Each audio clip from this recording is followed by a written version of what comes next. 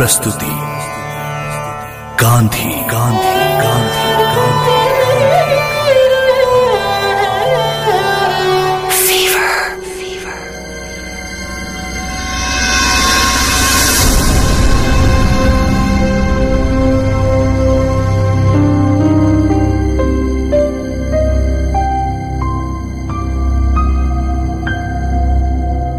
दिनांक 30 जनवरी 1948, बिरला भवन दिल्ली। बंटवारा हो चुका था, दंगे भड़के हुए थे। अहिंसा को ही अपना धर्म मानने वाले मेरे बापू बहुत दुखी थे। अभी अभी उन्होंने अपना उपवास खत्म किया था। शरीर बहुत कमजोर हो गया था। फिर भी अपनी परेशानियां सुलझाने के लिए लोग हमेशा उन्हें घेरे रहते थे। वो शाम भी कुछ अलग नहीं थी। शांति से बैठे रहे, थोड़ी ही देर में बापू आने वाले हैं। हमें बापू के दर्शन करने हैं। बड़ी दूर से आया हूं। सिर्फ बापू की एक झलक मिल जाए तो। आप यहीं बैठ जाइए। सभा के बाद बापू आप सभी से मिलेंगे, सबको दर्शन मिलेंगे। बापू, मैं अंदर आ जाऊं? सरदार, तुम्हारा ही इंतजार था। आओ बैठो। बापू, ये लीजिए आपका गाजर का जूस। हाँ लाओ, अच्छा किया ले आए। बापू, मुझे आपसे जरूरी बात करनी है। बात करेंगे, बैठकर आराम से बात करेंगे सरदार। लेकिन अब मुझे जाना होगा। वो देखो देखो, आभा मुझे घड़ी दिखा रही है। सभा का वक्त वैसे ही गुजर रहा है। आज लोगों से अपील करूंगा कि जो छोटी मोटी हिंसा की घटनाएं हो रही हैं वो बंद होनी चाहिए। आभा, अरे मनु, कहाँ हो? कंधा तो दो मुझे। अब तो तुम दोनों ही मेरे बुढ़ापे की लाठी हो। चलो चलो चलो। बापू, आपकी घड़ी आपसे बहुत नाराज है, क्योंकि आजकल आप उसकी तरफ देखते ही नहीं। मुझे घड़ी देखने की क्या जरूरत है? तुम जो हो मेरे जीवन की घड़ी के दो कांटे।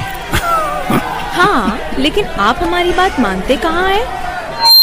आज मुझे क्षमा कर देना भाई। आज मैं 10 मिनट लेट हूँ। लेट आना मुझे कतई पसंद नहीं, परंतु महात्मा गांधी जिंदाबाद, जिंदाबाद। भारत माता की। भाई साहब, एक तरफ आ जाइए, बापू के लिए रास्ता बनाइए। हट जाइए, हट जाइए। अरे भाई, कहाँ घुसे आ रहे हैं आप? चलिए इस तरफ आइए।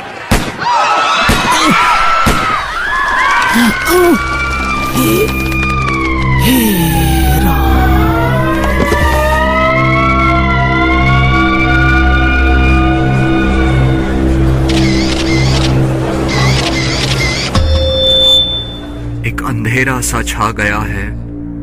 मेरे पास इस दुर्भाग्यपूर्ण घटना को बताने की हिम्मत नहीं है, परंतु ये जिम्मेदारी मुझ पर सौंपी गई है।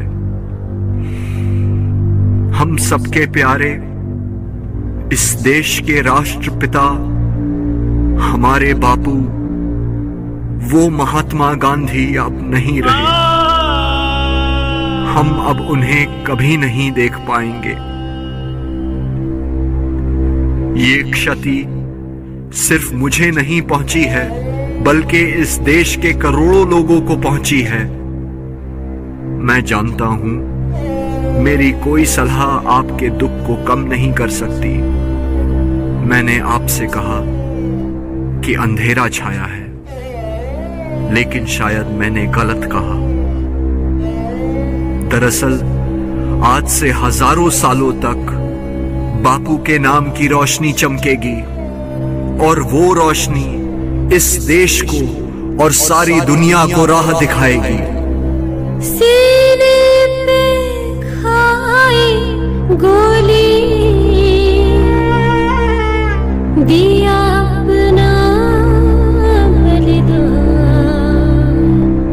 कैसे चुकाएंगे भला बापू तेरा एहसान, बापू तेरा एहसान। रघुपति राघव राजा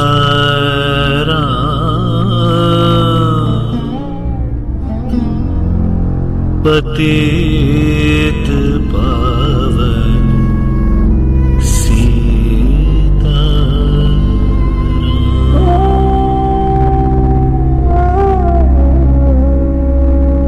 उस शाम इस देश में एक नहीं 2 सूरज डूबे थे।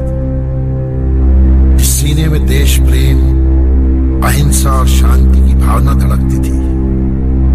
उसी सीने में नाथूराम गोडसे ने 3 गोलियां उतार दी, लेकिन उन गोलियों ने सिर्फ एक शरीर को घायल किया था। मेरे बापू में बसी प्रेम और अहिंसा को तो वो गोली छू भी नहीं पाई थी। नाथूराम गोडसे की नफरत से भरी गोलियों के जवाब में मेरे बापू के मुंह से सिर्फ 2 ही शब्द निकले, हे राम। पर जाते जाते भी वो दुनिया को सिखा गए कैसे असत्य पर सत्य और हिंसा पर अहिंसा की जीत होती है। आज मेरे बापू हमारे बीच नहीं है, पर हमेशा हमारे साथ हैं। हर उस इंसान के साथ हैं जो अपने हक की लड़ाई लड़ रहा है, हर उस मजलूम की आवाज है जिसे जालिम दबाना चाहते हैं। मेरे बापू आज भी हर उस इंसान में जिंदा है जिसमें इतनी हिम्मत है कि हर हाल में सच का साथ दे, अहिंसा को हथियार बनाए। मेरे बापू आज भी जिंदा है, आप में, मुझ में, हम सब में। ये कहानी इसलिए कि हमारी आने वाली पीढ़ियां ये जान ले कि गांधी सिर्फ नोटों पर छपी तस्वीर नहीं, बल्कि जिंदगी जीने का एक तरीका है। ये कहानी सिर्फ इसलिए कि वो जान ले कि सच्चाई और ईमानदारी महज किताबी बातें नहीं है। ये कहानी इसलिए कि वो ये भी जान ले कि कोई मुहिम या आंदोलन फेसबुक और ट्विटर पर नहीं खड़ी होती। ये कहानी इसलिए कि अगर पोरबंदर गुजरात में वो महात्मा नहीं होता तो न मैं होता और न आप।